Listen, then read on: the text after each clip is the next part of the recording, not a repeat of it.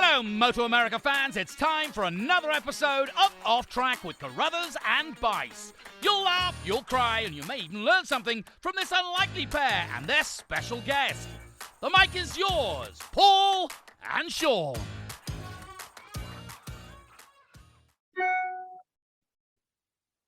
Hello, MotoAmerica fans. This is Paul Carruthers. I'm the Carruthers part of Off Track with Carruthers and Bice. I'm joined by Sean Bice. As always, he's out in Ohio. I'm in California. And Sean, how's everything out there today? Yeah, it's really good. I don't know. We're getting an early. We seem to. I know we always seem to go towards weather on this stuff, but it's gotten unseasonably cold a little too early. I don't understand it, but I think we're going to warm up a little bit. It's going well. It's going well. Actually, Paul, you know, it was terrible on the last podcast. I kind of put you on the spot and say, hey, are we going to get the schedule this week? And Paul, I'm sorry to do that to you. I guess we're still kind of looking at a couple of things with it, but I didn't mean to do that. I thought for sure it was going to be coming out this week. And I guess it's another maybe week or so. Is that right? Yeah, I mean, it's not your fault. I mean, I kind of thought the same thing, that we were on track to have it last week, and that wasn't the case. But yeah, we're real close. It's just one of those things when you need to get contracts signed and things like that, and some of them go more quickly than others. And I know Chuck Axel is working as hard as he can to get as far as I'm concerned, the schedule is complete. But like I said, there's some things that need to be signed, and then we'll be good to go. But I anticipate early next week with it. I know everyone's excited to see what the schedule's like, and it's always nice to be able to start making some plans, whether you're a team or fans. So yeah, we'll get that thing out as soon as, believe me, we want it out as quickly as anybody else. So we're trying. Yeah. And I'm not going to give anything away, Paul, but I will tease it by saying it's going to be different next year, and it's going to be kind of exciting and surprising in many different ways. So fans, get ready to see that schedule, because it's probably not what you're going to expect, and probably not what you thought it was going to be like. And I'll just leave it at that. So yeah, I think it's going to be cool. There's some twists and turns that are a little bit different that'll just change things up some. So but overall, it's pretty standard, but like we said, with a few tweaks. But let's get started with today. Our guest today is Tige Daane. Now, to me, that always sounds like he should be a cruise ship captain on a Norwegian boat, but he's actually not. He's MotoAmerica's technical director. I think this will be his third year already. He can correct me on that if I'm wrong, but I think he's going to be going into his third season of MotoAmerica. And obviously during the off season, one of his it's probably an ongoing process throughout the season, but at least during the off season is when he's got to get things buttoned up. And that's, with technical rules for the following season. We had a press release issued recently where we outlined some of the basic stuff that had changed. And let's talk to Tige. Tige, first of all, good morning. How are you? Yeah, I'm doing well. How are you guys? Just lovely. Tell us a little bit about your off season. As I just mentioned, I know. When in the process do you actually start talking with Chuck and the FIM and Scott Smart and whomever about the following year? Is that something that happens in the middle of the year, or is it not something that happens until the season concludes? Well, really, it's just like it's more of a personal goal that I try to get the rule book out as soon as possible. Even this was a little bit later. So we'll start talking, probably April-ish. We start talking pretty early on season, and there's a lot of discussions. Obviously, I'm meeting with manufacturers and a lot of different people. So yeah, it starts a lot earlier than people think. Yeah, and Tige, one of the things I want to start with is to talk about really last year, and it was a pretty, I felt, radical change, but turned out to maybe not be so much with this Super Sport Next Generation. And there was a lot of hand wringing and hemming and hawing among the people thinking that Panigale V2 was going to be the overlord, and then the 750 Suzuki was going to do something. And we heard a lot of talk early on from some of the teams and even riders with regard to the R6 and whether it, has become obsolete or whatever. And, this entire time, Josh Hayes kept saying it's a good package. It's a good bike. I can win on it. And he certainly did. And he quieted some people down. And I think Rocco towards the end of the year started to get his riding figured out a little bit better. He had to come to an understanding with how the tire was on his bike, I guess, the front tire, and he learned to trust it a little more. So there were a lot of factors went into the fact that when it all came good at the end, it was pretty darn balanced. And Hayes always felt that it was. But every party, I guess, on every side is going to sort of complain or say, they have an advantage or whatever, but it was a pretty delightful ending to the season. I mean, I know that Josh did, win early, but it's still, the races were compelling for sure. I mean, obviously Hayes won, Rocco won, Tyler Scott was up there, Sam Lockoff was up there. It was pretty amazing how balanced it was. And right from the start too, even the Daytona 200, let's go back to that finish was incredible. I mean, you had 765 Triumphs in there. You had obviously, Heron until he had the gas problem, but then you had a 599 R6 involved. And, that was probably the best example right off the bat of how balanced Supersport Next Generation was. You had to feel pretty happy or satisfied that you did some good work on that. Would you say that's true? Yeah, I mean, Daytona, obviously went into Daytona pretty stressed out. It was the first time anywhere in the world that really these next generation bikes have been raced. So we brought the guys from Mectronic, we brought Scott over, and he was impressive, but it was a great race. I mean, I'm very happy with the way Next Generation turned out this current year, and Daytona, especially, that race was incredible.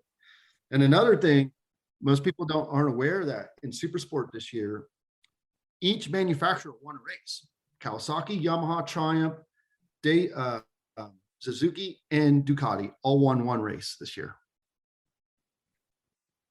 That's great, Tige. And Kawasaki, I'm glad you reminded me. Yeah, absolutely. Jason Farrell for one on that 636. So absolutely, that's a real testament to good balance. That's for sure. Yeah. So you got to be satisfied with that. So what the process, Paul touched on it at the opening. So tell us about what the process is. Is it with these rules in the off season or even during the season? Because I know you're working on it all the time. There's input I think it's FIM, AMA. I guess when the rule book comes out, it comes out, I think, from the AMA, but I don't really understand that because we obviously have input in it from MotoAmerica. FIM has some.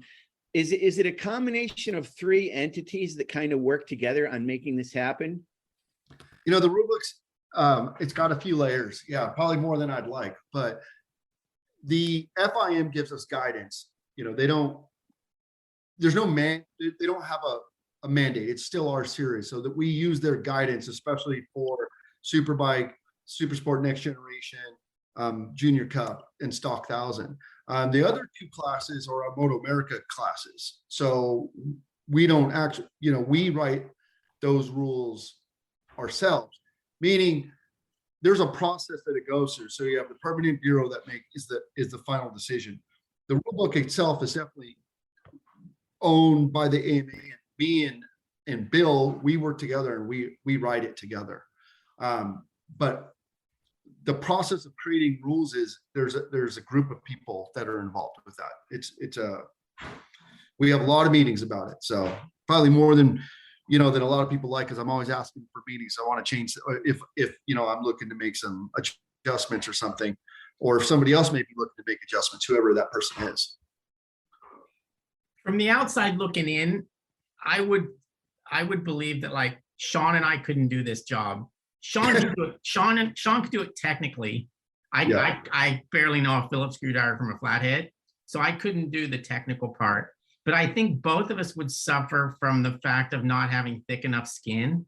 Is that the case with that job? I mean, I watch you. I see how people interact with you. I think you have a lot of respect in the paddock, which is obviously important with that job. But I'm sure there's times when you still just get a lot of shit that you have to take. Oh yeah. I mean, that just comes with territory, And and depending on somebody's mood, I mean, people, when, it's a very emotional sport. So a lot of times you come to me with a very emotional argument, and a lot of times, if I'm coming into somebody's pit or if I'm bringing their bikes in, it's not always the best reason. So, people probably get a little bit more, could potentially can get a little bit more jumpy, so to say. But no, I mean, look, all in all, what we're trying to do is create a path that everyone can be successful in, right? So in each class, and my goal is just to make sure that there's, what's the word I'm looking for? Parity. Parity, correct, between all the riders to try to make sure that everybody has the same opportunities. That's my outright goal. So yeah, but you're right. You got to have some thick skin when you're doing it, and hell, I get emotional sometimes too about it. So it's part of the day. It's part of the game. Yeah. And Tige, did you know that going into the job? Because Paul's absolutely right, especially for me, man. I always remember the running joke and the scene from a lot of the Back to the Future episodes or movies when Michael J. Fox, if you called him chicken, he would go, "Did you call me chicken?" And he'd go immediately mental. And that's kind of the way I get sometimes about things. So I couldn't handle it. I suppose if it was something that was absolutely part and parcel of my job, I might be able to, but I think being calm is part and parcel of my job, and I'm still not that. So did they tell you going in with this, or did they know, did you have this demeanor, or is it something you had to kind of work yourself into doing? And did they tell you ahead of time, you got to have a thick skin? I mean, I've been in racing for quite a long time, so I had a pretty good idea, because I was on the other side of the fence for such a long time. So yeah, I had a pretty good idea about that part of it. I think what I was a little bit unprepared for is how much politics play, can come to play with it. But we work through it, and I have a good staff. I got a good support team that helps me, with the partners and Chuck and Nicole. And so when we get into big, I don't want to say spats, but whatever the situation is, I have a good support team around me too. So it's working out pretty good. I'm pretty happy with it. That's good. So I'm not going to require you to have that thick skin with some of the questions I got, but I did kind of go through some of the rules, and I thought it would be interesting to ask you some things about some of the rules, kind of more why they are that way. And I guess the first one I want to ask you is, let's start off with Superbike and asking about this transmission, the fact that you can choose a ratio in the beginning of the season. I don't know if ratio is the right thing I'm saying, but a transmission in the beginning of the season, it has to be an available one, but you have to stick with it all year. Can you explain that? Well, do you think anybody will change what they've been doing? Because they don't really have data, right? No, they don't have data, all of them. Do they have data of what the new ratio is? I get, that would be their jobs to figure out what ratio they want to run. I mean, so the reason for this change, right, is, we're trying to really, working with FIM. And I think a lot of people don't know that the teams in World Superbike don't actually build their own engines. So where a lot of teams in the US do. So most of the teams, whether it be the A, B, or C teams, they do a contract, whether let's say it's Kawasaki, because Kawasaki provides the engines. Well, what we're really trying to do is help the teams provide that same path, right? So they can take the development cycle and they could call up and purchase an engine. Well, a lot of those manufacturers didn't have engines for MotoAmerica Superbike because their engines already have these transmissions in them. So what we're really trying to do is make it easier for teams to be able to have more support from the manufacturers. So that's the main goal. Okay, and this is kind of technical to that idea. Okay, so you have a different transmission with a different ratio. Can you achieve that with gearing? In other words, changes in teeth on counter shaft sprocket or rear sprocket. can you make up for maybe you making the wrong decision on a transmission at the beginning of the year, or can you make a transmission do what you wanted the other one to do with sprockets? No, because the sprockets will change the overall ratio, but it won't, like, if you won't change the spreads between the gears. Does that make sense? So like Gotcha. Yes. if they want to use first gear, let's say some want to use first gear, and with the new transmission, they have a lockout. So neutral goes all the way to the bottom. There's no, you don't go from second through neutral to first anymore. Now you can go all the way straight to first, which will really help the bikes, as far as the safety of it. You won't get false neutrals because you can't get into neutral.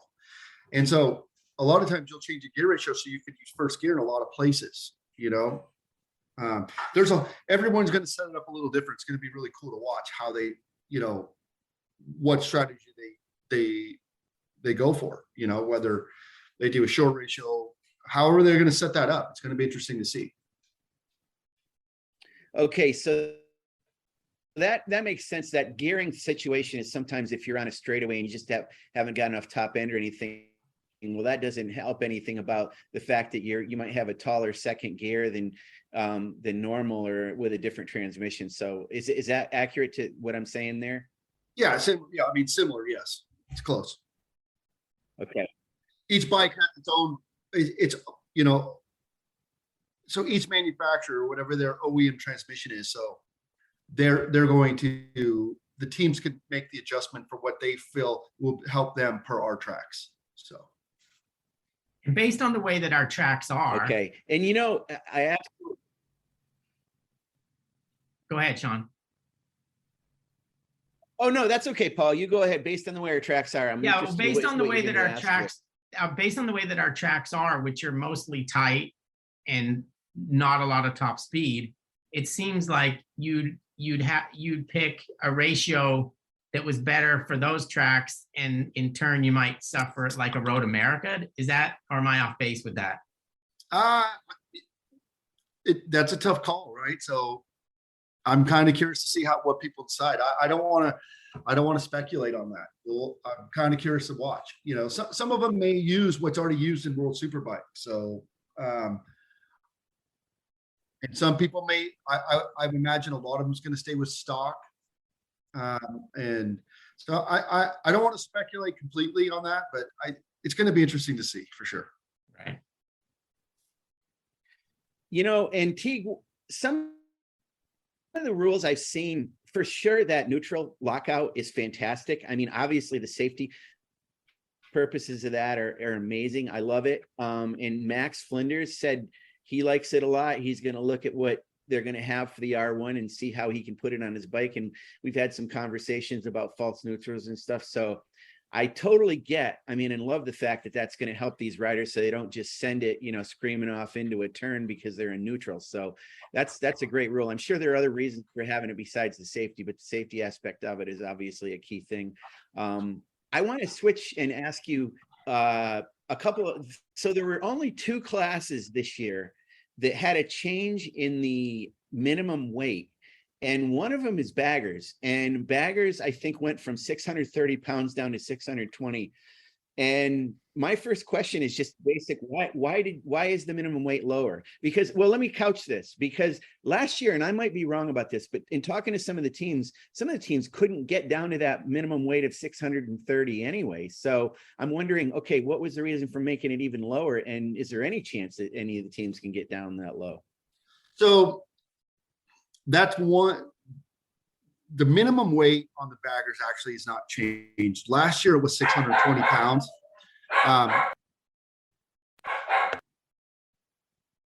Oh, okay, Tige. I didn't realize that. Okay.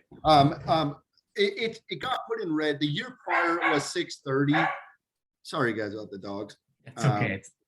That's okay.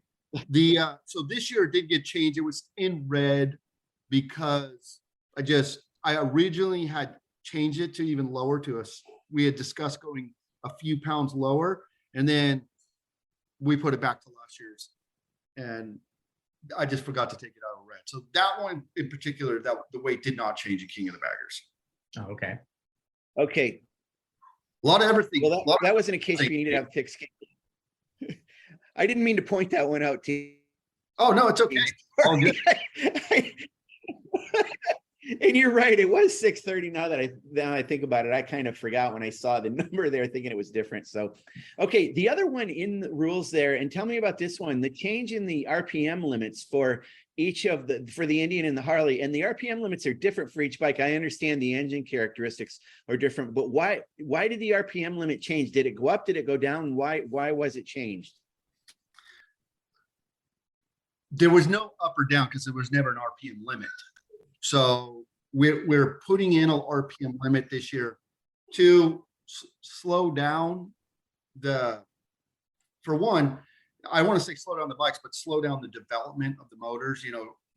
Trying to take a motorcycle that went from 5,500 RPM to 7,000 RPM is difficult, right? So I don't want to say where they were, but we're putting in a limit to slow down that development and, to help with reliability, because what's one of the biggest things, we want these things to finish. We want them to race and put on a great show, but we also need to get them to be a little bit more reliable. And that was one of the things that we all discussed would help that situation. So.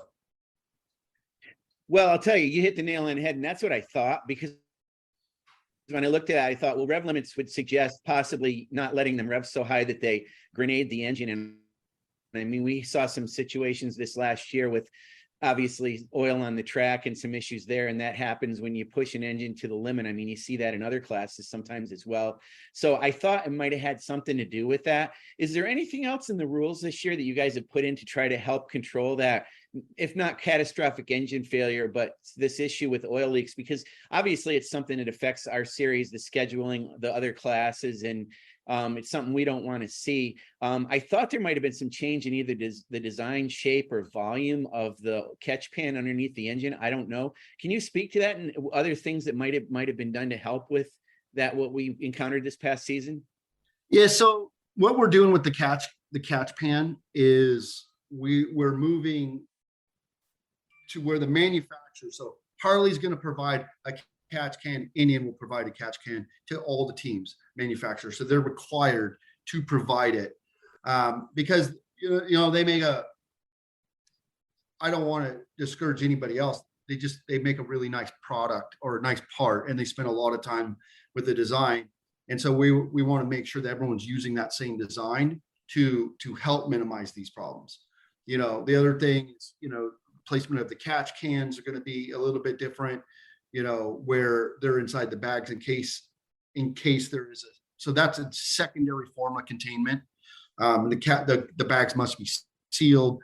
So we're doing a few things to try to help alleviate it. There's no fix, right? For when an engine comes apart. When an engine comes apart, it comes apart. So what you're trying to do is minimize it.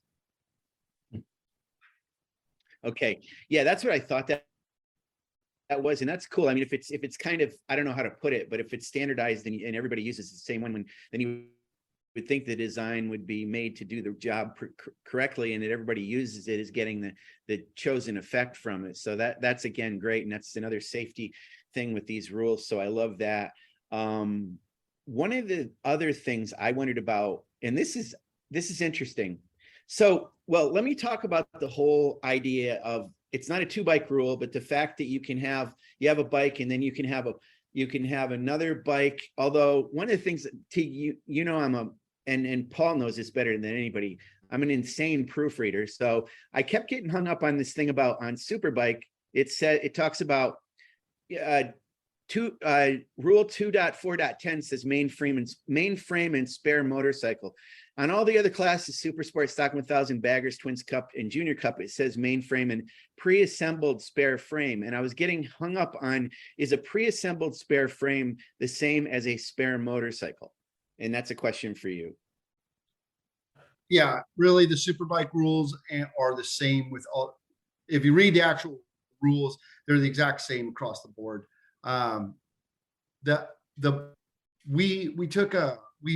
we pulled basically the paddock. I went and spoke to about 70 riders, I think I had at Pittsburgh, and all but one was in favor of making this change. And really what this just does is to me, it helps the smaller teams because 90% of the people already have enough parts to put a spare motorcycle together in their trailer, or they already have a spare motorcycle in their trailer.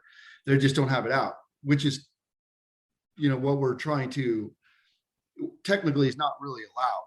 So what we're saying is you can have a spare motorcycle in your trailer now, completely built, ready to go. But you can't just use it because something happens. You have to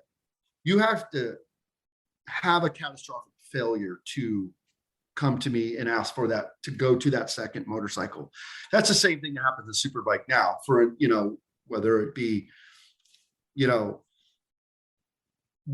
they, at Brainerd, I think, they had a pretty big failure, obviously, on the attack bike, and they needed to go to spare motorcycle, because it had such a large failure.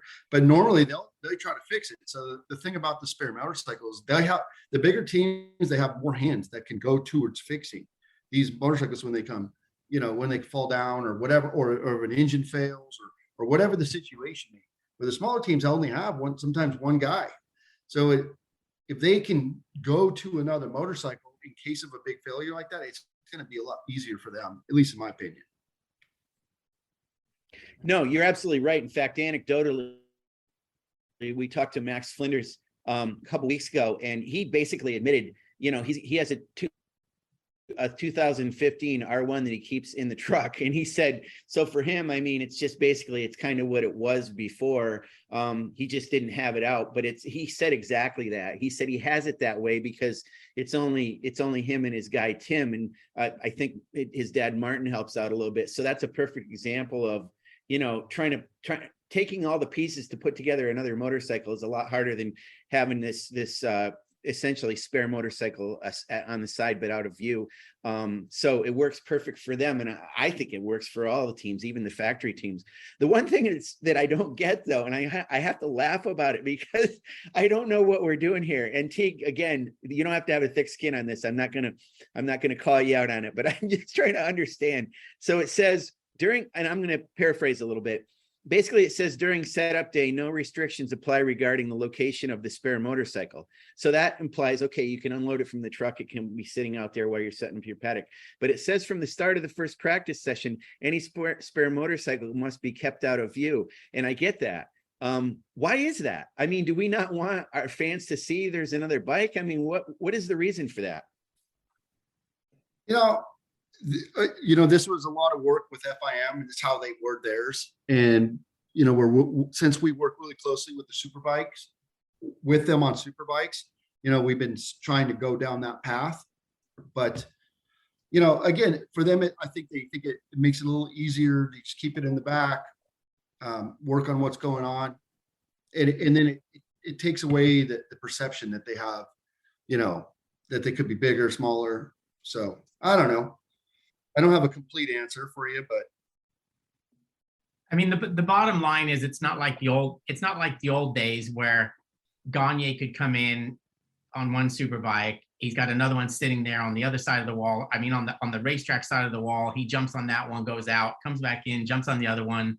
I mean, those days are gone, but it does give them the opportunity to not have to try to hastily put something together when they could actually make it a little easier on themselves. And ultimately, it's a safety thing, I think, because I don't worry. And I said this on the podcast a couple of weeks ago when we had Max on, was, the attack guys, you don't worry about. They've got a bunch of qualified guys. They've got a bunch of hands on the job. They all know what they're doing, and they can make these changes quickly and safely.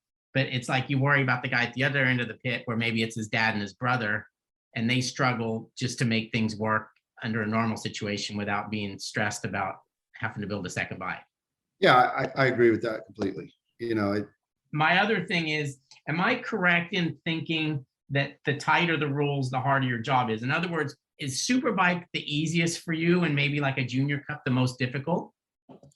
I mean, you are right that obviously if you free things up, for the people to be able to modify, it's easier to you don't have to really check that part too often.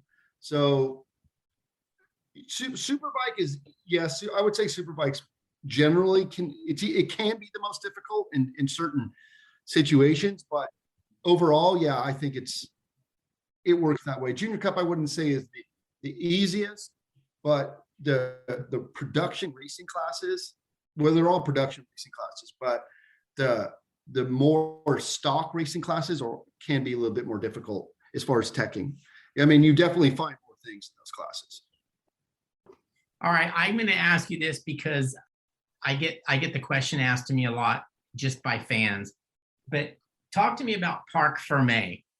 And Okay. I think I know what the object is of Parc Ferme and why Parc Ferme exists, et cetera, et cetera. But explain to you, like if a fan comes up to you and says, hey, what are all these bikes doing parked here after every session? And what's this Parc Ferme, this French crap you guys are talking about?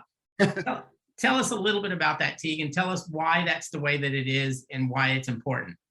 So, when we do initial tech, we're not looking for legalities. We're not looking for every legal part on your motorcycle. We're looking really at safety items to make sure that bike is safe to go on that racetrack. Parc Ferme's come into play after, kind of has two different reasonings. One of them, it allows the tech officials or the tech stewards, however you want to say them, to go through all the bikes and make sure that, they might have the correct tires on them. They're not using parts that should not be on the motorcycle. It also allows the other teams to walk around and look at them and, to make sure it kind of self-regulates. Does that make sense? Mm-hmm. Where they might see things that happen and they say, well, we want to protest this situation because we're seeing this part that maybe we did not catch. So it kind of has two purposes, one for the tech officials and one for the teams to be able to also see what's going on. Right, because theoretically, a guy could, if Parc Ferme didn't exist and I had an illegal motorcycle, I could ride it back to my truck, change out what's ever illegal about it in case you guys came to look at it. Yeah, in theory, correct. Because before a bike comes to Parc Ferme, it never leaves an official site. So they can't take, if they come off the track, go into the pits, they're automatically, well, I don't give out penalties, but a penalty is then applied to Right. each team. So usually it's a loss of times. So. All right, well, that makes sense.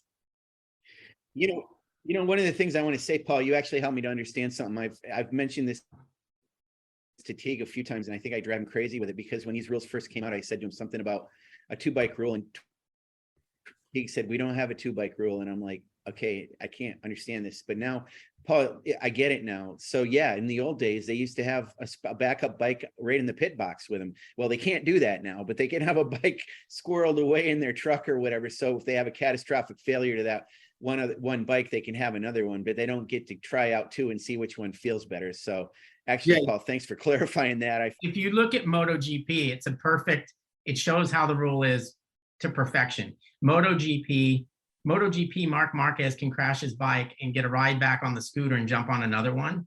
When Cameron Beaubier crashes his Moto2 bike, he's basically done for the session or until his crew can put that bike back together. And I think that in a nutshell, that shows a single bike rule and it shows a 2-bike rule. Correct. And right. Yeah. And we're allowing the use of it to have a spare bike ready. So where most people, like I always did, is I'd have a rolling chassis, but I would actually have the wiring harness in and you have it kind of put together the way the rules allow, but then you have an engine over here. It's the other thing, it's much harder to transport that way. It's easier. I would say 80 to 90% of everyone has enough parts to put another bike together in some form or another. And so to be able to have it all together just makes it easier. All right, I got one last thing, Sean. I know you've got one more, and then we're going to wrap up. But Tige, I know you worked on Michael Gilbert's bikes, and you've been around the paddock a long time. Now, I had always heard that the ultimate tech director is the guy who tried to cheat the most when he was a mechanic or a crew chief. So, and it's your job, but as a crew chief, in a series such as MotoAmerica, you are trying to do everything you possibly can within the limits of the rules. And if you were to find something where you could go outside the rules and not get caught, I mean, that's part of the game, right? Yeah, I mean, to a point. I think to a point. I mean, it's still your reputation if you get caught. Absolutely. Yeah. Right. And I think that's probably the number one deterrent. Yeah, I would agree with that. I mean, I know they always say that, but I've only had one penalty ever, Right. so it is what it is. But I think the thing about having a technical director is not just the tech side. That's probably the smaller side of the entire job. Like you said, there's so much that goes into putting it all together. But yeah, that saying's been around forever, right? That's right. It's funny, Teague, because Paul touched on this thing. I mean, it's pretty well known among people that know me that I'm on a little bit too tight. So I'm one of these guys that if I was doing your job and I saw something, I'd be, aha, you SOB, you broke the law. You probably are like, aha, well, that was pretty clever, but you're not going to get away with it. Is that kind of how you handle it? I mean, you might applaud their creativity, but ain't going to happen. There's been a couple. Yeah, there's been a couple. I won't say what they were, but there was a couple of checks that we did, and it was pretty creative. I applauded him. That was good. So that does happen. Okay, I've just got one more question, then we'll wrap up here. So this has to do with, and you've heard me ask this one before. I've asked Chuck a few times about this one, but it's about a particular motorcycle that I do know is competing in British Superbike, but is not yet competing in our series, and it's the Aprilia RSV 4, which I believe is an 1100cc motorcycle, which right there, displacement wise, kind of tips your hat to maybe what one of the issues might be with the bike. Although I've heard dyno tests and horsepower that it may be comparable. I don't know. I know it comes up once in a while. Is that Aprilia a bike that is trying to get in our series, and will it ever get in our series? There's not too much I can touch on with this. There's been discussions. There's been offers made, but nothing has come to fruition at this point. So I don't know. I can't say it will or it won't. I know that there's been discussions, and that's as far as it's gone. So, I mean, they basically have to apply for homologation and see if it works, right? No, there needs to be some much more larger agreements in place before you even get to the part of the homologation. Oh, okay. Understood. Yeah, and I mean, as I understand it, I'm not going to say too much either, but I know it's been tested a few times on a dyno versus the track and things too. And I know it has to do with certain things about what the bike comes with, and whether it's an overlord, whether it's competitive, it's kind of all that kind of stuff. And so I know that I didn't know, based on the fact that we do some stuff we look at BSB a little bit. They are FIM controlled as well. And I thought, well, okay, it's in other series around the world, or at least one. So I thought maybe that might indicate that, at some point it may be in there, but I understand and respect where you're coming from on that, Teague. I had to throw it out there. I sometimes get some teams and riders that will ask me that question, and I don't know the answer to it. So I had an opportunity to ask you, but anyway, hey, you did well. Your skin is intact. We weren't trying to stump you on anything, but really it's a tough job. Teague, Paul pointed that out, and you do a great job with it. It's not easy to do. When I come in there and see you're always so level-headed, I'd be ripping my hair out by the roots. So hey, that's not always true, man. I've definitely had some moments this year. There's no doubt about it. I've had some moments where we all do. Yeah. So, all right. So we're gonna wrap up. Thanks for yeah. Go ahead, Paul. Oh, thanks, T. I just wanted to thank you, and maybe I'll see you before the season starts, but if not, we'll definitely see you at our first race, which I can't actually say is Daytona. So But I can't say where I'm going to see you after that or after that or after that. But I can tell you I'm going to see you at Daytona. Well, I'll be at the office on Monday, so we'll see. Maybe I'll see you then. Oh, okay. I'll make a trip up. All right, bud. All right.